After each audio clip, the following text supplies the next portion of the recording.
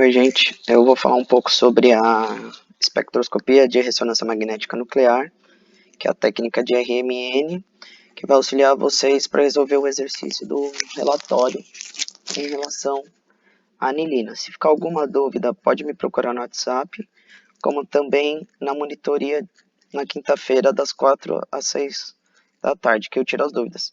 Vai ser uma explicação bem breve. Então, a técnica de RMN, ela se baseia na interação de um campo magnético gerado pela máquina e o núcleo atômico, através do movimento de precessão desse núcleo, que ele está atrelado a um número de spin nuclear, este L. Os núcleos que contêm o número par de prótons e nêutrons, eles possuem spin nuclear zero. E uma condição para que o núcleo seja visto pela técnica de RMN é que eles têm um momento angular diferente de zero. Então, os elementos como carbono 12, o oxigênio 16, eles não têm spin, então eles não possuem um momento angular, e por isso eles não conseguem ser enxergados pelo espectro de RMN. Já os núcleos de hidrogênio 1, carbono 13 e nitrogênio 15, eles conseguem ser vistos pelo RMN. Os mais comuns são o hidrogênio 1 e o carbono 13, por causa da sua abundância relativa. Um aspecto importante dessa técnica é o efeito da blindagem, uma vez que os elétrons circulando em torno do núcleo, eles geram um campo magnético oposto ao da máquina, de maneira que ele tenta minimizar o efeito desse campo magnético sobre o núcleo. Dessa forma, os elétrons eles blindam este núcleo. E então, os núcleos mais blindados eles requerem intensidade de campo magnético maior. Por quê? Porque os elétrons estão blindando. Então, no caso do RMN de hidrogênio, os prótons mais blindados, eles necessitam uma intensidade de campo magnético maior, chamados também de campo alto. Também tem os prótons menos blindados, que necessitam uma intensidade menor de campo magnético, chamados de campo baixo. E como você desblinda esse próton? A presença de de elementos mais eletronegativos, eles conseguem atrair esses elétrons. E na atração desses elétrons, esse poder de blindagem diminui do núcleo. Então, acaba que o próton em questão, ele fica menos blindado. Então, os núcleos de hidrogênio mais perto de elementos eletronegativos, eles acabam sendo menos blindados. E os mais longe desses elementos eletronegativos acabam sendo mais blindados. Então, a frequência de ressonância dos núcleos de hidrogênio numa molécula, elas não são idênticas para todos os núcleos, porque elas dependem de inúmeros fatores, como por exemplo a presença desses elementos eletronegativos e também outros do ambiente químico, como também solvente, entre outros, que a partir disso vai dar um valor de deslocamento químico. E o que é esse deslocamento químico? É a diferença entre a frequência real de ressonância do núcleo e uma frequência de referência de um núcleo de uma molécula padrão. Esse deslocamento químico é dado em delta minúsculo, que é o valor de ppm.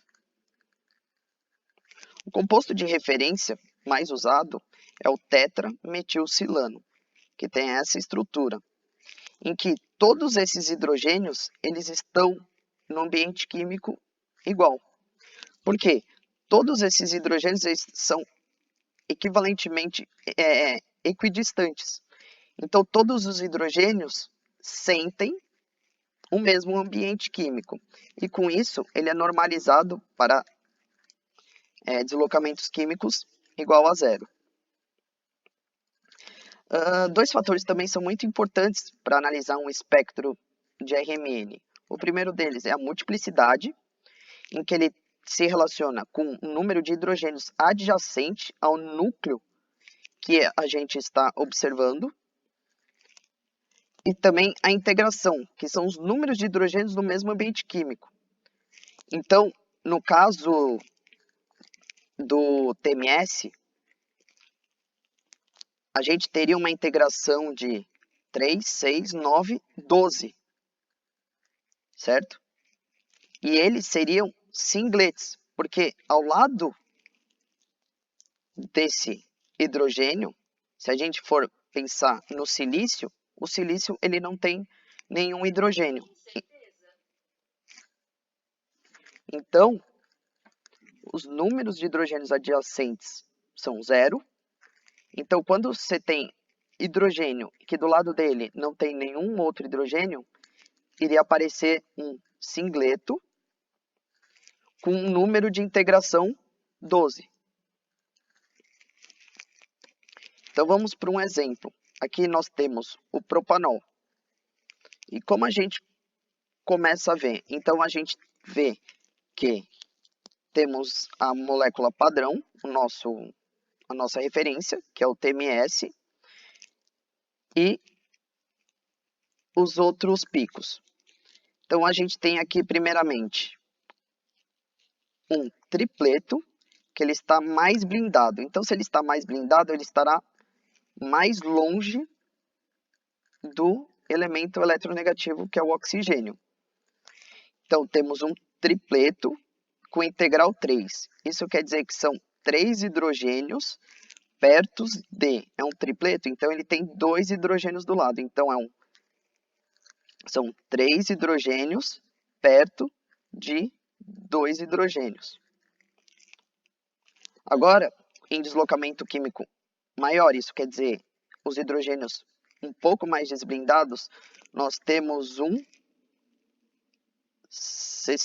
sextupleto com integral 2. Isso quer dizer que são 2 hidrogênios que estão perto de 5 hidrogênios. Então, são 2 hidrogênios perto de 1, 2, 3, 4, 5 hidrogênios adjacentes. Logo depois, em deslocamentos químicos um pouco maiores, nós temos um tripleto com integração 2. Isso quer dizer, são 2 hidrogênios que estão perto de 2 hidrogênios.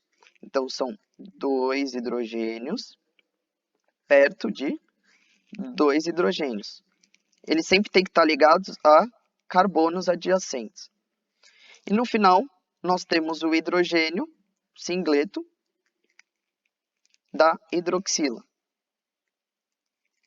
Um outro exemplo é o ácido para-toluíl acético, em que a gente tem a molécula padrão, o TMS, e vamos começar a ver do mais blindado para o mais desblindado. Nós temos um singleto com integral 3.